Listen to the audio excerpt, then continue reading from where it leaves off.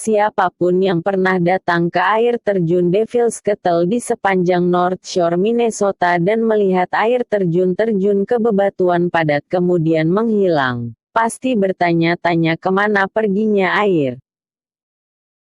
Air terjun Devil's Kettle adalah air terjun yang sangat tidak biasa, dan bahkan misterius. Dia berada di atas danau superior sekitar 1 mil ke pedalaman, di aliran Sungai Brule. Sungai Brule yang terletak di negara bagian Minnesota, Amerika Serikat inilah sumber fenomena unik yang membingungkan, baik penduduk setempat, turis maupun para ilmuwan. Sungai Brule yang mengalir tidak terlalu jauh dari pantai utara Danau Superior, aliran airnya mencapai celah saat bergerak melalui sekelompok batu vulkanik yang menonjol di J.C. R. McNay State Park. Sungai Brule ini terbelah menjadi dua pada tonjolan riolit, batuan vulkanik sekeras granit. Menurut DNR, Department of Natural Resources atau Departemen Sumber Daya Alam, Minnesota.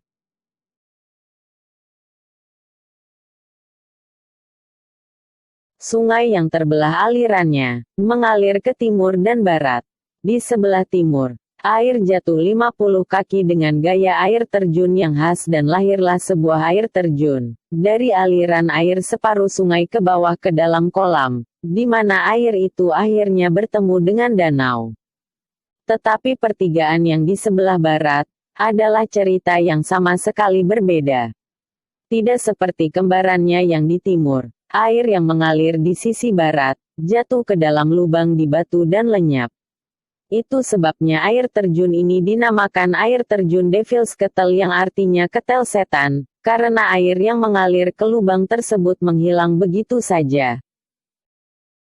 Lalu apa yang terjadi? Apakah air mengarah ke peradaban bawah tanah raksasa yang tersembunyi? DNR mengatakan bahwa mereka menggunakan sains untuk menyimpulkan air yang menghilang ke batu di ketel setan, masuk kembali ke sungai dari bawah tanah, dan selanjutnya mengalir menuju danau superior. Dengan mengukur volume air di atas dan di bawah ketel, dua ahli hidrologi, Heather Emerson dan John Libby, menemukan bahwa angka di setiap lokasi hampir identik.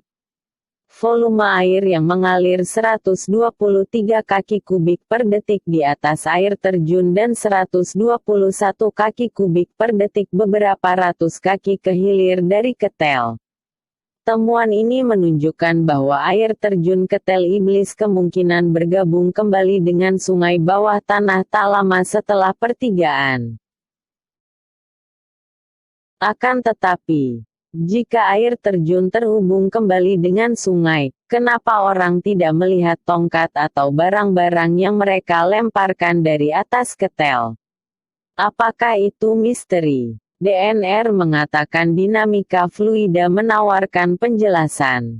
Kolam rendam di bawah ketel adalah sistem arus resirkulasi yang luar biasa kuat, yang mampu menghancurkan material dan menahannya di bawah air sampai muncul kembali di beberapa titik di hilir, kata Alexander.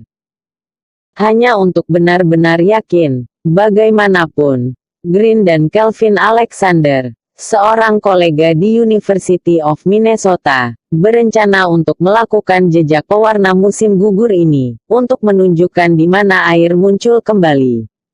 Selama aliran air rendah, mereka akan menuangkan pewarna fluoresen, biodegradable ke dalam lubang dan mencatat di mana pewarna masuk kembali ke sungai, kata DNR.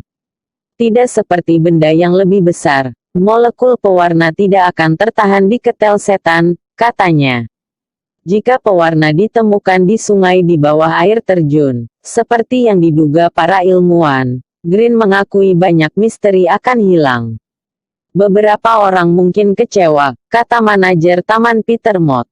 Tapi pada akhirnya Anda belajar untuk menerima ilmu itu, dan menjadikannya bagian dari cerita Anda.